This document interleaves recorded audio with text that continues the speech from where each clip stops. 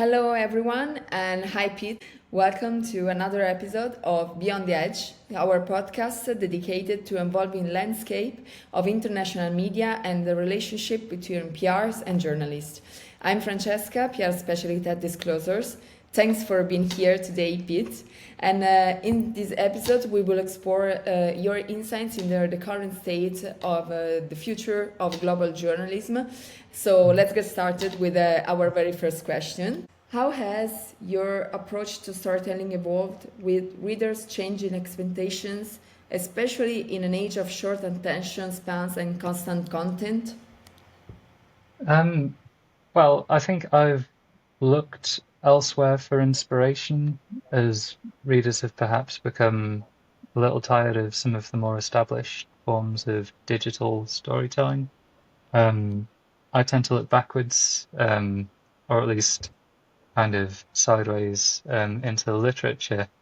Um, and my ideas aren't new, but I think they're enjoyable to use. I'm really into engaging the senses in my writing. This was something that a really good editor encouraged me to do when I was starting out. So if I'm writing a travel article, I'll maybe talk about like the spray coming off the fountains at the Tivoli Gardens, or I'll talk about like the scent of an orange that I've just peeled. These kind of things sort of bring the reader sort of more kind of into the article in a sensory way. And it works for all sorts of things. Like sometimes I write about traditional scissors making, um, and I'll visit that company's workshop, and in their Instagram posts, I'll talk about like the harsh sounds of the grinding wheel and the chatter in the workshop, um, but also like the smell of the heavy iron of the clamps um, that they're using, the tools. And I think there's a lot of space for that kind of storytelling, even in a digital medium. One thing's for sure, it'll set your work apart from AI tools, which can't really, with any confidence, say what something smells like or how something feels. Um, you know. Thank you. Thank you. That was very interesting. And so let's go with the second question. So, the rise of AI tools is reshaping both journalism and the industries it covers. How do you see AI influencing your work? Well, AI hasn't really been a welcome um, a development for me personally. So my articles, like I'll often base them on research. Like I'll go to the library, I'll take some books out, and I'll learn a lot about a subject. Um, I suppose that's what I see as making some of my articles good. And AI isn't that helpful for doing that. I know people find it very helpful for generating ideas, um, but not so much for me. And I think it's maybe a case of personal preference. Um, One thing that AI has sort of done for me, well, I used to do quite a lot of branded content on sort of marketing and B2B topics, which I Okay. enjoyed writing, but it it also wasn't perhaps it wasn't the work that I'm most interested in personally. I used to be a marketer and I enjoyed doing the work, but I didn't enjoy writing about it quite as much. But the advent of AI tools sort of took that work away. A lot of those clients wanted to start using AI for their content, which I totally get, but it sort of spurred me on to find different work that's perhaps more in my wheelhouse now. So I've got more work kind of testing products for titles like The Guardian in the UK, and kind of more interviews, in-depth interviews. Um, but I do worry about younger people who are getting into writing, because AI tools have taken away a lot of the entry-level work, and it's hard to see where some of that work's going to come from for people who are learning. Um, some of my clients do use AI to generate briefs for articles, and I think that's perhaps one of the more helpful uses. Um, like you can perhaps come upon a better article brief by just having a discussion between the editor and the journalist. But it is a way to kind of highlight ideas that you might not have captured, or useful thoughts that you might have missed. So I think AI has its role, but I'm not a journalist who uses it personally, Okay. very much at all. Yeah, I agree. I mean, AI can be an extension of your work, but it can't be the real solution. So Mm, especially in this kind of work, very creative with communication, there's also a necessity of a big empathy yeah, in this work. So yeah, yeah. I Do you use it much? Well, it depends. It depends. Maybe for it depends from the activities that you do, but normally also our work is very personal in Mm, different ways. yeah.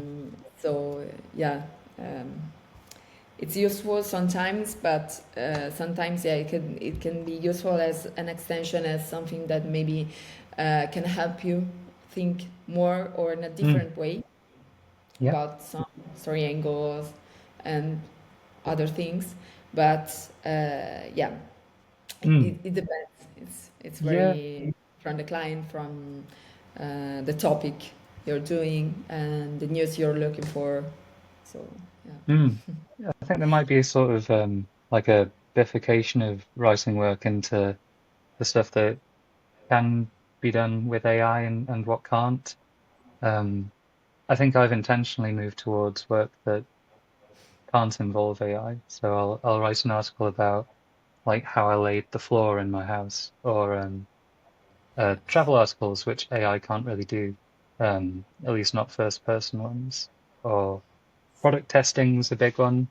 Like I suppose a lot of the product testing articles that I write, like obviously like require you to use a thing.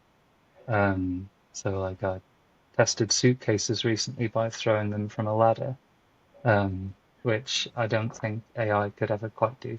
Or maybe in some scary future it can.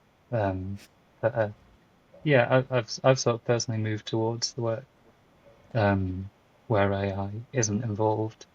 Um, but that's perhaps more because I don't know how to use it and I'm not particularly tech savvy. So, Yeah, there should be a really you have to learn before how to use it, and then it's useful.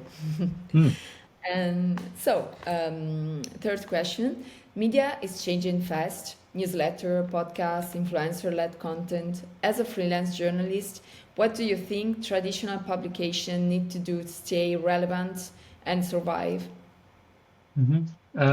Well, I'll start by saying that I'm not really a strategist, so I kind of I see how publications adapt as someone who works with them, but I'm not like a great thinker on this topic. But I will say that like I've noticed some of the publications I write for moving towards different distribution methods, rather than greatly altering the format of their work. So like some of the food magazines that I write for in the UK. Have started experimenting with distributing their content on Apple News, and they're specifically publishing their long read content, I guess, the more in-depth articles, um, on that platform. And it's because they know that the readership of that platform enjoys that longer content. And I suppose it's probably always been true, but I guess the thing to bear in mind is to meet your audience with the content that they like where they like it. Um, And I think media brands that are open to experimenting are probably in with a better shot of doing that. Newsletters attached to like specific sections of publications or themes seem to be a big thing as well. Um, so the section of The Guardian that I write for, that's the kind of consumer journalist part of it, um, Like they have a newsletter now, especially for that section, and it goes a bit deeper than the content itself, I suppose. So the newsletter will tell readers about the testing processes for certain products and how the product reviewers dealt with all of the samples, all of the things that were left over in the house. Like how did they get those to charity? Sometimes it's quite difficult to handle loads of heavy, bulky things. So it's just adding a bit of color and more detail for the audience members who want it. Okay, thank you. And here we come with our last question. Could you share with us one key do and don't that PR professionals should always keep in mind before reaching out to a journalist? Yeah, That's sure. Well, I mean, like, I'm not going to tell you all how to do your jobs or live your life, but one thing that I love is when a PR representative gives me an opportunity to meet them or other journalists or a brand in person. Um, I think those are the relationships that I really remember, and those are the first PR people who I'll contact when I have an opportunity. So it could just be going for a coffee so that like you can put a face to a name, get to know each other. Sometimes it's press trips that kind of um, bring to life aspects of brand or its product. Um, and sometimes it could even just be a virtual catch up. It's useful to talk things over on Zoom or Google Meet or whatever. Um, but yeah, I think keep making opportunities for journalists to meet up with you in person because many of us are working from home and yeah. it's uh, it's quite a nice change and a good chance to get to know you. Um, I think my one big don't would be please don't feel disheartened when journalists don't get back to your emails. Um, you maybe know this already, but uh, we do get quite a lot of emails. I feel really guilty for not replying to people, but there just isn't time really. I suppose like I might get a hundred or a few hundred emails a day, and can't really reply to them personally. Um, but the good news is that like I think many other journalists tend to keep most of the emails we receive. I use my inbox as a sort of searchable database of helpful people and interesting leads for stories. So even if I don't reply to your email, like if the opportunity to write about what you're interested in comes up, then then hopefully it can still happen, and I might be back in touch with you in 5 years' time.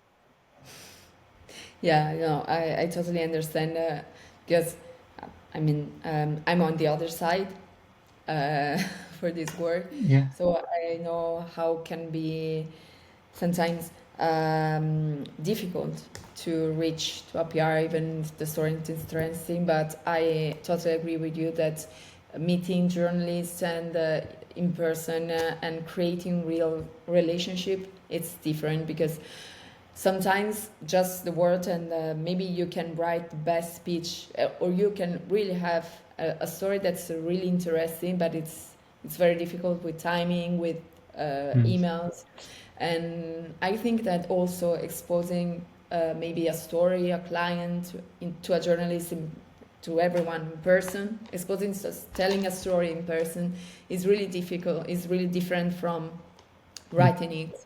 So I think that you can share maybe also better what maybe a client, what a company wants to say and wants to mm. really do into the business market. So yeah, I totally Yeah, agree with you.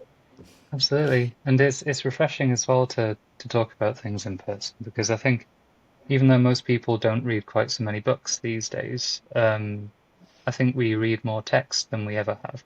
And Yeah, I I don't feel a great enthusiasm to read loads of press releases every day on top of messages from family and friends and the news and uh, everything. the work that I'm doing. It's a lot of text, so a phone call can't hurt. Yes. Yeah, maybe it's too much taxes. I think Okay, so. yeah. So thank you very much, Pete, for staying with us and for staying at Beyond the Edge. I hope you enjoyed it. And so see you in the next episode. Thank you very much. Bye. Thanks very much. Bye.